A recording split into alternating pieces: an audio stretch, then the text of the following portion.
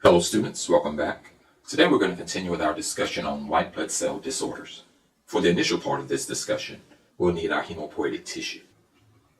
Let's next indicate cancer of this hemopoietic tissue, specifically the leukopoietic tissue. Cancer of the leukopoietic tissue exists in two forms. One form progresses very quickly and can become fatal within months if untreated. The other form progresses slowly and can become fatal over a few years if untreated.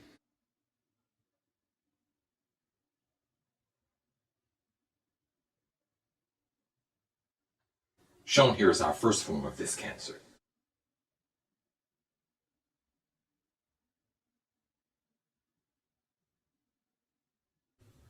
In contrast to the first type of cancer, the second form progresses slowly and becomes fatal after a few years if untreated. Each of these two cancers can exist in two forms. They both produce too many white blood cells. Shown here are white blood cells. If the cancers produce mature white blood cells, the problem would not be as bad. However, the problem is that the cancer produces the immature white blood cells, or the blast cells. And so shown here are our mature white blood cells. Let's distinguish the blast cells from the mature cells. The cells here represent the blast cells. I will use a letter to indicate each type of blast cell. Here we have our lymphoblast, our basophilic myeloblast, our monoblast, our neutrophilic myeloblast, and our eosinophilic myeloblast.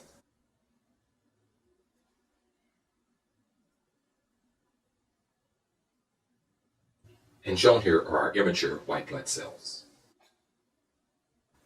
Each of these types of cancer can either produce too many lymphoblasts or too many of the other immature white blood cells.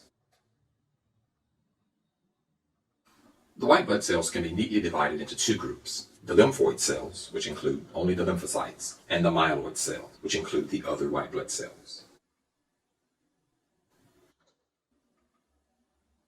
In both cases here we have cancer of the leukopoietic tissue. This is also the case in the slow progressing situation.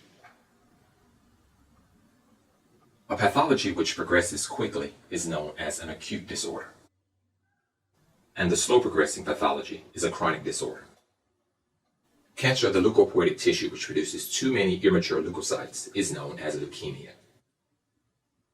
Now we have all the terms necessary to name these four types of cancer. A cancer of the leukopoietic tissue which progresses quickly and produces too many lymphoid cells is known as acute lymphoid leukemia.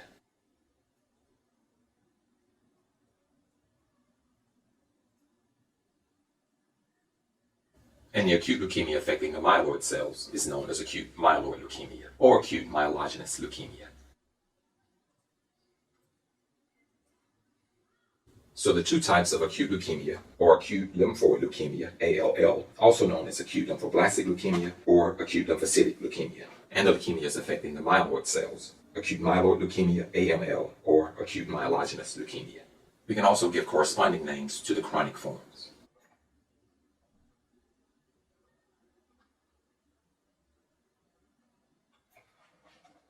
Let's correct a mistake right here. Chronic lymphoid leukemia is CLL. Now let's give the different names of the myeloid leukemias. For our lymphoid cells, we have chronic lymphoid leukemia, CLL, also known as chronic lymphoblastic leukemia or chronic lymphocytic leukemia. And for our myeloid cells, we have chronic myeloid leukemia, CML, also known as chronic myelogenous leukemia. One would think that with so many white blood cells in circulation, these individuals would be very resistant to infection and have a very strong immune system. Nothing could be further from the truth. Because these white blood cells are immature, they cannot aid in immunity, and these individuals become extremely prone to opportunistic infections.